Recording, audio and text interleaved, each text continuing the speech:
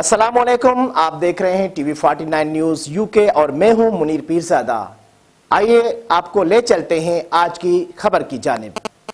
मस्जिद नबी सल्लल्लाहु अलैहि वसल्लम में खत्ताती के उमूर अंजाम देने वाले पाकिस्तानी खत्तात शफीकुल ज़मान का कहना है कि खत्ताती के शोबे में पाकिस्तान में नुमाया काम हो रहा है, जिससे खत्ताती का फ़न मज़ीद फ़रोग़ पाएगा। मस्जिद नबी सल्लल्लाहु अलैहि वसल्लम में रोज़ा रसूल सल्लल्लाहु अलैहि वसल्लम पर खत्ताती के अलावा मस्जिद नबी सल्लल्लाहु अलैहि वसल्लम के गुंबदों समेत दीगर जगहों पर पाकिस्तान के माहिर खत्तात शफीकुल ज़मान के हाथ का तख्लीक करदा फ़न नुमाया है, जो कि पाकिस्तान के लिए काबिल फ़ख्र बात है। शफीकुल ज़मान का कहना है कि इस्लामी खत्ताती ने पूरी दुनिया में अपना एक अलग मुकाम बनाया है। इस्लामी ममालिक समेत दुनिया भर की मसाजिद में इस्लामी खत्ताती के रस्म अल खत्तात अल सलस के खत तहत काम हो रहा है।